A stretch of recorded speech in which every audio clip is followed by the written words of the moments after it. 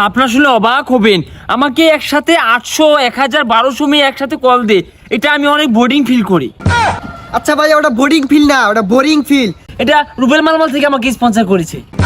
আরে ভাই, ওটা রুবেল মালামাল না, ওটা রয়্যাল মালামাল। মিস্টার জাভেদ খান, ডিগবাজি ম্যান অফ আকাশ খালিমুর, বাংলাদেশ গর্ব Javed Khan. Javed Khan is a very important ডিগবাজি অফ বাংলাদেশ।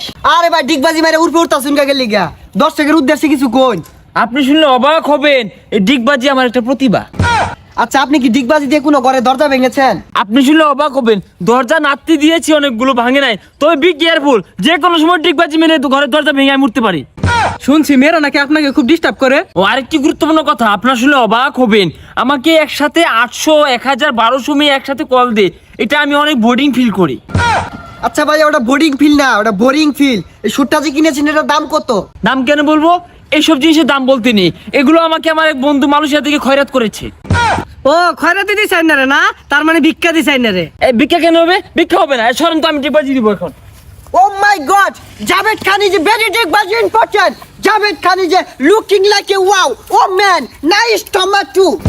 আপনার শুনলে অবাক হবেন। আচ্ছা, আপনার কানের দুলের দাম কত? দাম কেন বলবো? দাম বলতে হয় না, কোনো জিনিস বললে সেটা দাম বলতে হয় না। এগুলো আমার ব্র্যান্ড, এগুলো আমি স্বর্ণের দুল পরেছি, দাম কেন বলবো? ও মনে হয় 50-60 টাকা নিছে, খুবই ভালো হয়েছে। এই বিয়াদব, অশিক্ষিত, গরিব, হ্যাঁ? তোমার বাসায় কি কেউ স্বর্ণ পরে না, গোল্ড পরে না? তোমার বাসায় তো মনে হয় সিটি গোল্ড পরে। এগুলোর দাম কত হতে পারে, এটা আমি দাম কেন বলবো? হ্যাঁ, দাম বলবো না। আচ্ছা, আপনার ঘড়িটা কোথা থেকে নিয়েছেন? এই আপনার সাংবাদিকরা না, মানে উঠে পড়ে লেগেছে, এত খুঁচাচ্ছেন কেন? আমি হাতে কি ঘড়ি পরেছি, কানে কি সেঁদুর পরেছি, শুটকুট, এগুলো কোথা থেকে নিয়েছি, এত খুঁচাচ্ছেন কেন? কোন দিন জানি মনে হয় আপনার বলে বসবেন আমার নিচে কি পরেছি, কোন ব্র্যান্ডের জাঙ্গে পরেছি। হ্যাঁ, এটা আমি টয়লেক্স এর ঘড়ি পরি। হ্যাঁ ভাই, ওটা টয়লেক্স হবে না, ওটা রোলেক্স হবে। আচ্ছা ভাই, আপনার শুটটা কোথা থেকে নিয়েছেন? ও আপনারা শুনলে অবাক হবেন, এটা আমি কিনিনি, এটা আমাকে স্পন্সর করেছে। This is sponsor me. Javed Khan এটা পরে বিভিন্ন শুটে যাবে, মেয়েরা দেখবে, ছবি তুলবে। এটা আমি কিনিনি, এটা রুবেল মালামাল থেকে আমাকে স্পন্সর করেছে। আরে ভাই, ওটা রুবেল মালামাল না, ওটা রয়্যাল মালামাল। আচ্ছা ভাই, আনের তো গলার সেন্টার দাম কয়টি? হ্যাঁ, এই আপনারা সাংবাদিকরা, আপনাদের কি কোনো খেয়ে দেয়ে কাজ নেই? হ্যাঁ, সারাক্ষণ জাভেদ খানের পিছনে লেগে থাকেন, পড়ে থাকেন।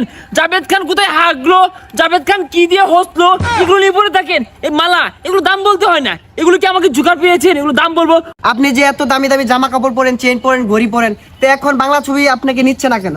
আপনার শুনে অবাক হবেন, যে আমি যে ডিগবাজি শিখেছি, এই ডিগবাজি দিলে বাংলা সিনেমার শুটিং এ ক্যামেরা ফ্রেমে সেটা আটে না, হয় মাথা কাটা পড়ে না, পা কাটা পড়ে। তো এই ডিগবাজি শুটিং তারা করতে পারে না। তো চাইনাদের সাথে আলাপ হয়েছে, চাইনারা আমাকে নিয়ে একটা ডিগবাজি শুটিং করবে, সেখানে অনেকটা স্টাইলিশ ডিগবাজি দিব ইনশাল্লাহ। তো দর্শক, আপনারা দেখতেই পাচ্ছেন জাভেদ খান ভাই চায়না মুভিতে কাজ করার জন্য ডিগবাজি দিচ্ছে। এই ডিগবাজি দিয়ে কিন্তু সে যে কোনো ঘরের দরজা ভেঙে যেতে পারে। তো এই ডিগবাজি দেওয়ার একটা উপকারিতা আছে, সকালবেলা সবাই এই ডিগবাজিটা দিয়ে শরীরের গিরাগারাগুলো ঠিক রাখবেন, পরে চা দিয়ে একটা বিস্কুট দিয়ে খাবেন, শরীরটা চাঙ্গা হয়ে যাবে।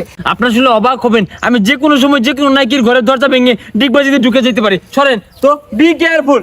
তো দর্শক, আপনারা দেখতেই পাচ্ছেন জাভেদ খান ভাই কিন্তু এখনো তার ডিগবাজি চালিয়ে যাচ্ছেন। তিনি বলছেন ডিগবাজি দিয়ে নাকি নাইকিদের ঘরের দরজা ভেঙে ঘরে ঢুকে পড়বেন।